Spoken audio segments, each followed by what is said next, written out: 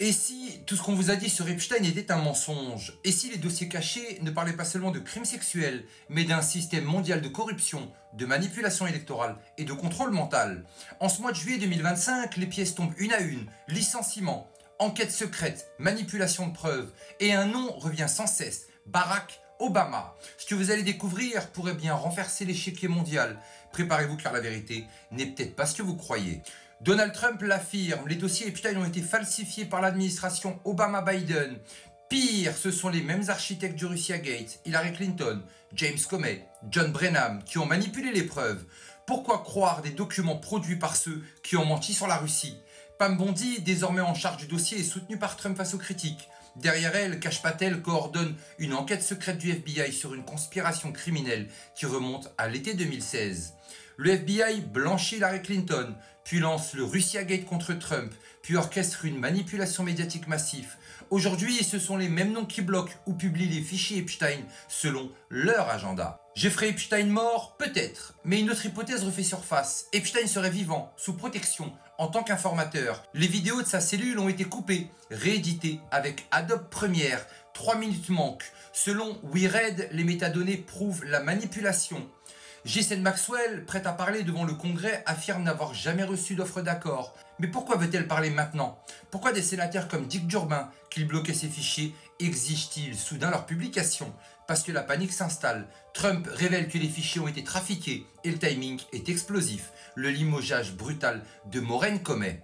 Maureen Comey, fille de James Comey, l'ancien directeur du FBI, procureur principal sur 3 affaires, Epstein, Maxwell et Puff Daddy pour trafic sexuel et racket. Aujourd'hui, elle est limogée par le département de la justice sous Trump. Ce n'est plus une simple affaire de trafic sexuel, c'est un réseau géré et protégé par les mêmes familles politiques depuis des décennies.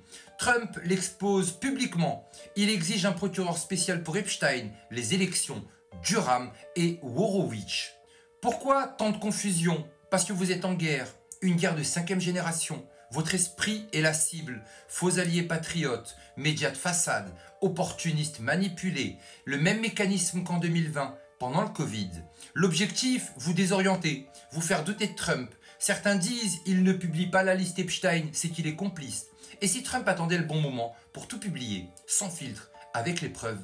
Et non, Benny Johnson le confirme, Trump a réitéré l'ordre de publication des dossiers. 2 ensembles de documents peuvent tout faire exploser. Le rapport du FBI sur les serveurs d'Hillary Clinton volontairement ignoré. Le plan Clinton prouvant que l'administration Obama savait que le Russia Gate était une fabrication. Barack Obama était informé en temps réel. Depuis Epstein jusqu'aux élections truquées, en passant par le Covid, tout relève d'une même matrice de contrôle. Pourquoi protéger Anthony Fauci? Pourquoi une grâce signée à 22h30 par Jeff Zients avec un autopen de Biden? Parce que la structure panique, les dominos tombent et les gens se réveillent.